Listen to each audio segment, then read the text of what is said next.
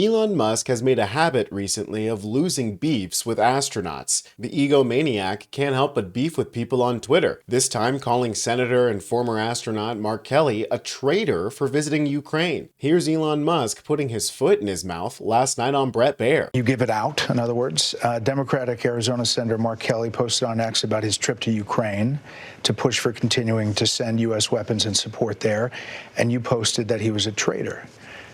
Well, why do that? Well, I think somebody should care about the interests of the United States above the interests of another country. And If they don't, they're a traitor. Yeah, but he's a decorated veteran, a former astronaut, a sitting U.S. senator. It doesn't mean it's okay for him to put the interests of another country above America.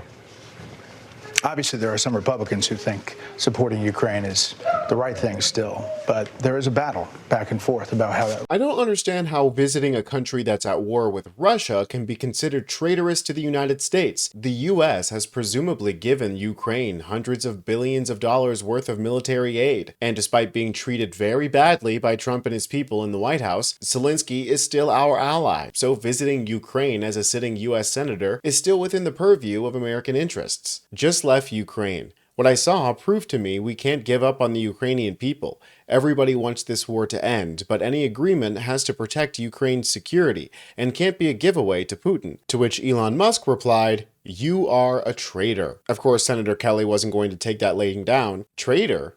Elon, if you don't understand that defending freedom is a basic tenet of what makes America great and keeps us safe, maybe you should leave it to those of us who do. When Elon calls Mark Kelly a traitor, he means he's traitorous against the Musk-Trump regime. Mark Kelly was an early adopter of the anti-Musk boycotts, one of the first to kick it off with this clip. Hey folks, it's Mark Kelly here in Washington, driving to work for the last time in my Tesla. When I bought this thing, I didn't think it was going to become a political issue. Every time I get in this car in the last 60 days or so, it reminds me of just how much damage Elon Musk and Donald Trump is doing to our country. Talking about slashing Social Security, cutting healthcare benefits for poor people, for seniors. It's one bad thing after the next. He's firing veterans. I'm a veteran, so I have a really hard time driving around in this thing. So I think it's time for an upgrade today. So this is going to be my last trip in this car. There are some things I really liked about it. There are things I didn't like about it, but that doesn't matter. What matters is, doing the right thing. I think it's time to get rid of it. Elon Musk kind of turned out to be an and I don't want to be driving a car built and designed by so looking forward to my new ride. Now, of course, Kelly was trading in his Tesla for a Chevy well before the protests turned fiery. But even still, he's not exactly a proponent of Elon Musk's companies. While he gives credit to SpaceX for building a reliable return shuttle, him and his brother Scott Kelly, who are both former astronauts, were adamant against Elon Musk sending a rescue mission for 2 astronauts who had a delayed return. Hey everybody, Butch Wilmore and Sonny Williams are coming back from the space station shortly. They spent over 8 months in space. They were supposed to be there for only 8 days. That's a big change, and it's going to require an adjustment when they get back. I did that trip on the space shuttle up and back 4 separate times. They're coming home on a SpaceX capsule called Dragon, very reliable system. And so I expect them to get home rather smoothly, though they do have to land under a parachute into the ocean. It can be a little bit of a rough ride, from what I'm told. But I expect them to get home safely soon. Butch Wilmore. Brett, before I talk about that, let me say something. I was watching the your previous program, The Five, and they're talking about abandoned and they were stranded by President Biden. That is not true. They have had a spacecraft up there since September that was going to bring them home.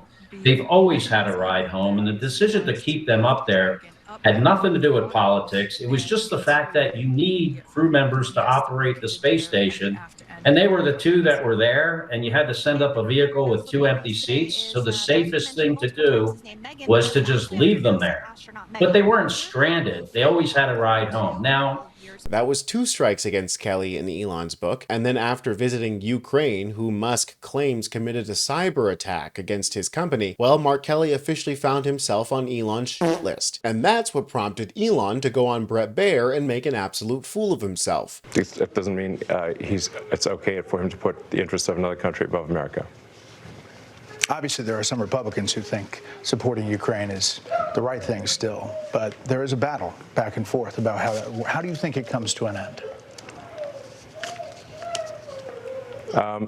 Well, I think there will be a negotiated peace, and the thing that we should be concerned about is we should have empathy for the thousands of people that are dying every day in trenches. Now, of course, Senator Mark Kelly wasn't going to take this sitting down either. He quickly took to the internet posting this.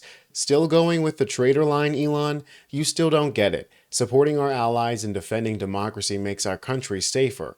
What you're doing, firing veterans and attacking Social Security, that only serves you and your billionaire friends looking for a tax cut. It doesn't mean it's okay for him to put the interests of another country above America. Okay, well, you saw that, and you saw the look on Bret Baier's face. I mean, he made the point.